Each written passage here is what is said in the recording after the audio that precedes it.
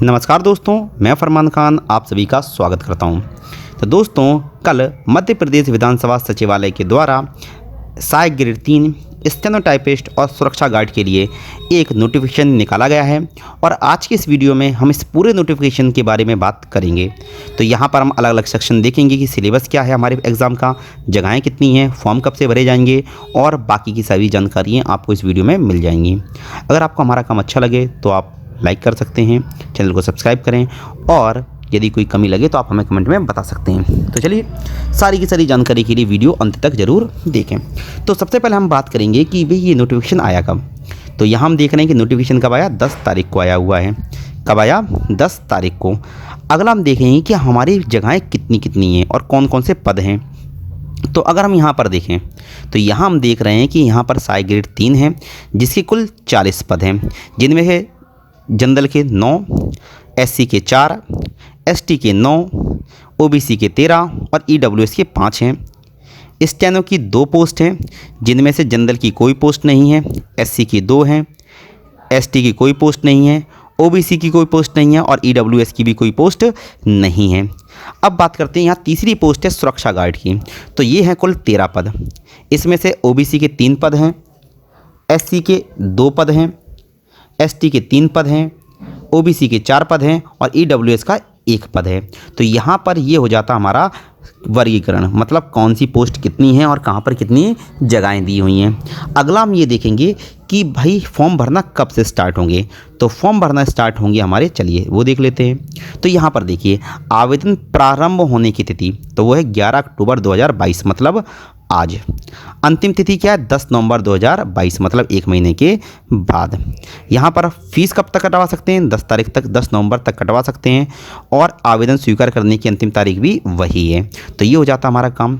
अब देखेंगे कि फॉर्म भरने के लिए बाकी जानकारी कहाँ मिलेगी।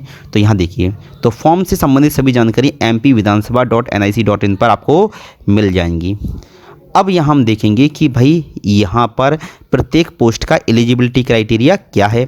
तो यहाँ हम क्या देखेंगे? Eligibility criteria. तो सबसे पहले हम बात करेंगे किसकी? सहायक ग्रेड 3 की। तो यहाँ कुल 40 जगहें हैं। तो यहाँ अगर हम एलिजिबिलिटी क्राइटेरिया के बारे में बात करते हैं तो सबसे पहले एलिजिबिलिटी क्राइटेरिया में 12th पास होना चाहिए या ग्रेजुएशन के फर्स्ट ईयर में हो, तब भी आप फॉर्म भर सकते हो। आपके पास DCA या PGDCA का डिप्लोमा होना चाहिए और CPCT का स्कोर कार्ड हो, मतलब हिंदी टाइपिंग, इंग्लिश टाइपिंग और आपका कंप्यूटर वाला क्षेत्र पूरा कंप्लीट होना ज़रूरी है। इसके अलावा और क्या मांगा हुआ है? यहाँ पर क्या होगा कि आपका हिंदी टाइपिंग करवाई जाएगी 300 शब्द, वो भी 10 मिनट में, मतलब 30 शब्द प्रति मिनट की स्पीड आपकी होनी चाहिए। ठीक है, स्कोर कार्ड में हो या ना हो चल जाएगा, लेकिन वो आपको करवा के देखेंगे। अगली हमारी पोस्ट है स्टेनो। तो स्टेनो की एलिजिबिलिटी क्राइटेरिया क्या है वो भी देख लेते हैं। तो यहाँ पर अगर हम बात करें तो यहाँ क्या बोला हुआ है? 12th होनी चाहिए या आप फर्स्ट ईयर में हो। उसके अलावा DCA या PGDCA होनी चाहिए आपके पास और आपके पास CPCT का स्कोर कार्ड हो, CPCT का स्कोर कार्ड हो, हिंदी में आपकी 80 शब्द की स्पीड हो। इसके अलावा आपको अगर मीन्स जब करवाया जाएगा तो 5 मिनट डिक्टेशन बोली जाएगी 80 शब्द की स्पीड से और 25 मिनट मिलेंगे आपको ट्रांसलेशन करने के लिए। और आपसे इंग्लिश टाइपिंग भी करवाई जा सकती है जो होगी 150 शब्दों की। ठीक है, मतलब 30 शब्द प्रति मिनट की दर से 5 मिनट आपको इंग्लिश टाइपिंग भी करवाई जा सकती है, ये ऐच्छिक होगी। अगला हम बात करेंगे सुरक्षा गार्ड। तो सुरक्षा गार्ड के लिए क्या मांगा है?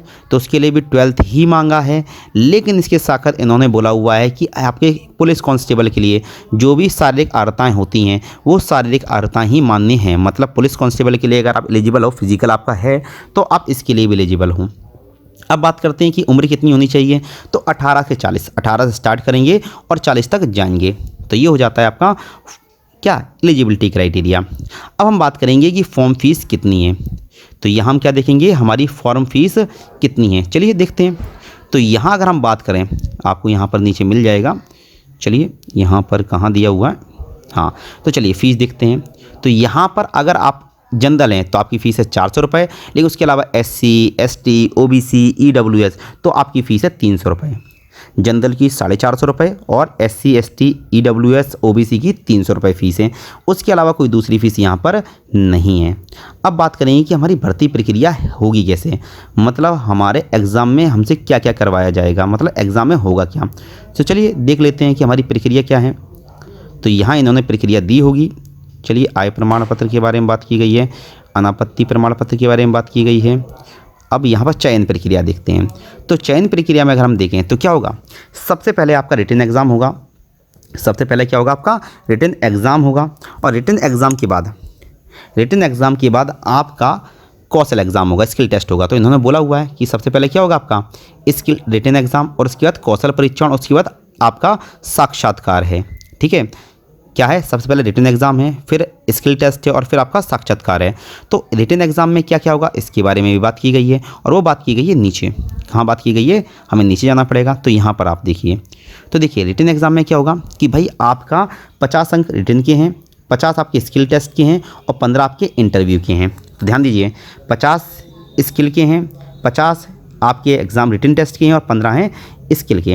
अब बात करते हैं कि भाई यहाँ पर जब आप रिटन दे लेंगे तो रिटन के बाद 10 गुना लोग बुलाए जाएंगे स्किल टेस्ट के लिए। स्किल टेस्ट मतलब स्टेनो वालों के लिए स्टेनो, टाइपिंग वालों के लिए टाइपिंग, और कांस्टेबल के लिए फिजिकल वाला, मतलब फिजिकल होगा वो आपका सुरक्षा गार्ड के लिए होगा। ठीक है, तो अगर आपकी टाइपिंग की स्पीड जो चेक की जाएगी, स्टेनो जो चेक की जाएगी, वो मेंस में होगी। ठीक है, तो रिटन में आपका केवल क्या होगा, मध्य प्रदेश का सामान्य ज्ञान आएगा और कंप्यूटर आएगा। अब हम बात करेंगे कि भाई हमारा सिलेबस क्या होगा और एग्ज़ाम का पैटर्न क्या है। तो पहली बात, यहाँ अगर हम चलें तो हमारा एग्ज़ाम पैटर्न क्या है कि हमारे 50 क्वेश्चन आएंगे। क्या होगा, कुल 50 सवाल आएंगे। ध्यान दीजिए, यहाँ पर कुल कितने सवाल आएंगे, 50, जो कि MCQ फॉर्मेट में होंगे और कोई निगेटिव मार्किंग नहीं होगी। ठीक है, तो यहाँ पर कोई भी निगेटिव मार्किंग नहीं होगी। आपको ABCD में से चुनना होगा और आप कुछ भी लगा सकते हो, निगेटिव मार्किंग नहीं है। अब बात करते हैं कि सिलेबस क्या होगा, तो सिलेबस भी देख लेते हैं। तो यहाँ पर 2 ही सब्जेक्ट हैं, एक मध्य प्रदेश का सामान्य ज्ञान और दूसरा कंप्यूटर। तो मध्य प्रदेश के सामान्य ज्ञान में क्या है, इतिहास, भूगोल और स्वतंत्रता आंदोलन MP से रिलेटेड। भूगोल है, जल है, खनिज है, जल संसाधन है, जलवायु है, भौतिक दशाएँ, वो भी MP की। साहित्य, संगीत, नृत्य कला MP की। जनजातीय बोली, तीज त्यौहार MP के। अर्थव्यवस्था, वन कृषि MP की। प्रशासनिक ढांचे MP का, और पंचायती राज, मानव संसाधन, ऊर्जा संसाधन, ये भी MP का आएगा। और शिक्षा, स्वास्थ्य एवं समसामयिक घटनाएं मतलब करंट है, ये भी क्या है, MP का। ये तो बेसिक्स आपका MP का स्ट्रक्चर है। उसके अलावा हम बात करते हैं यहाँ पर कंप्यूटर का, कि कंप्यूटर का क्या रहेगा। तो कंप्यूटर का भी क्या है, आपका इनपुट आउटपुट है, पेरिफेरल डिवाइसेस हैं, और सिस्टम यूनिट है। इसके अलावा सॉफ्टवेयर में system software, application software, MS Word, MS Excel और पावर पॉइंट के क्वेश्चन आएंगे। लैंग्वेज से जुड़े हुए सवाल आएंगे और इंटरनेट से जुड़े हुए सवाल आएंगे। तो बेसिक्स आपका कंप्यूटर भी है।